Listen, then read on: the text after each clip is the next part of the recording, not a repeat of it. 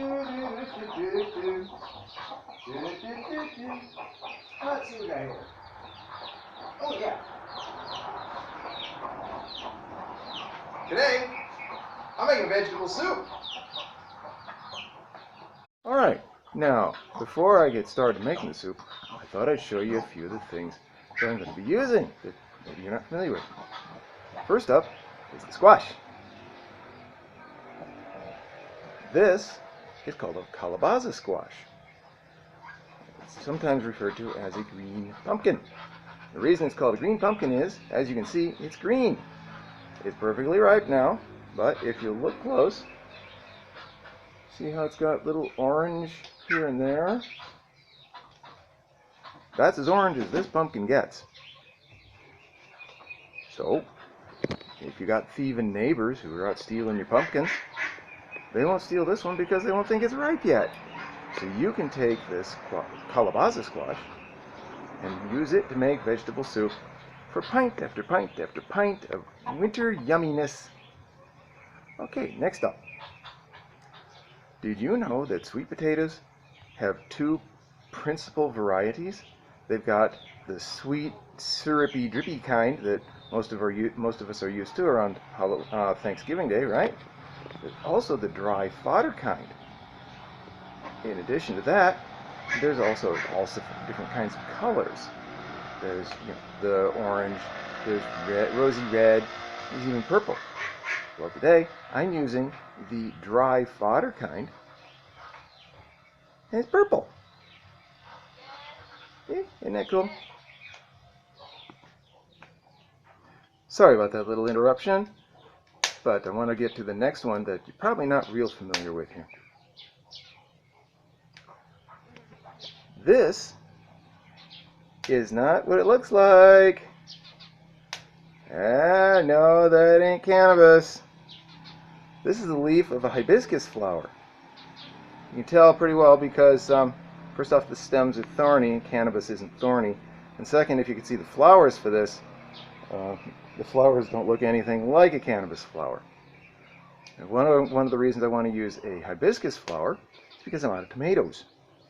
And the hibiscus, if you eat the leaves raw, say in a salad, it'll taste like sour, kind of like a little vinaigrette thing.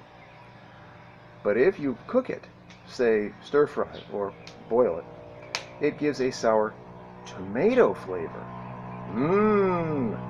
Since I don't have any tomatoes, it's a wonderful substitute. Let's get cooking. Okay, the water's boiling. Let's start throwing in the goodies. First up, bouillon cube. Next, I sliced up my sweet potato. Throw that in. Woo! Next, I peeled and chopped the squash. So let's put that in. Look out!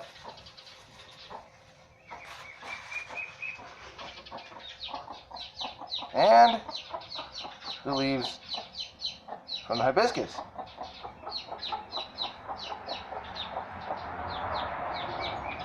I'm going to take the stems from the hibiscus and transplant them. See if I can get them to grow.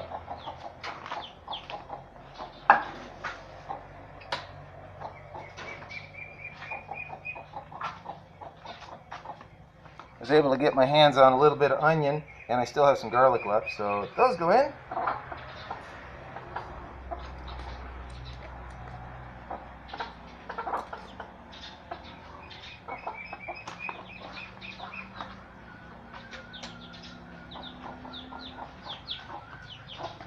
And since this is a vegetable soup, you don't want to salt it until the very end, or you could make your vegetables a little tough.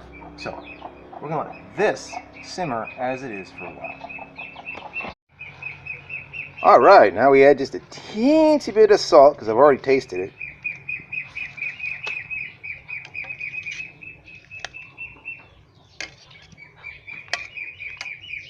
There we go. Sorry about the camera if it drifts every once in a while. Remember, I don't have lots of fancy equipment. Sorry if the smoke gets in your eyes too. Can't help that. Let's plate this stuff up.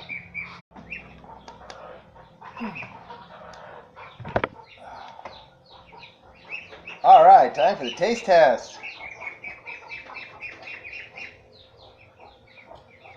My fork. Let's see how this is.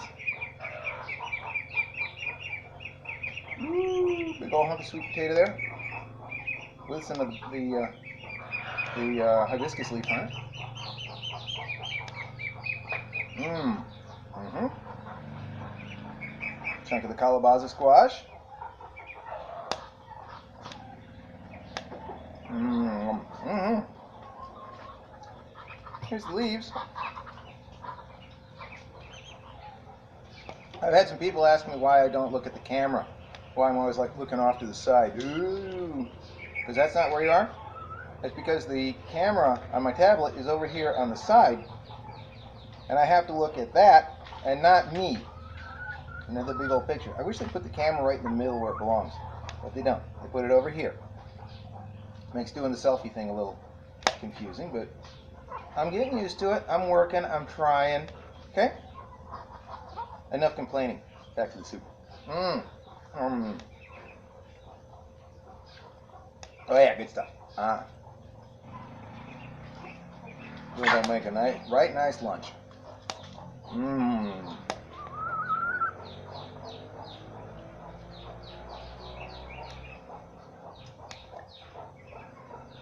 So there's a couple of plants you may not be familiar with.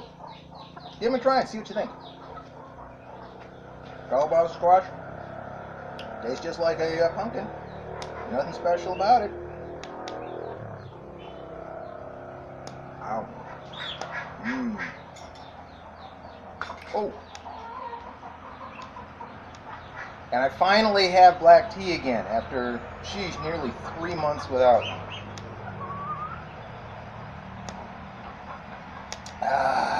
I got a little green tea too, but I'm conserving that. Oh yeah. Catch you next time.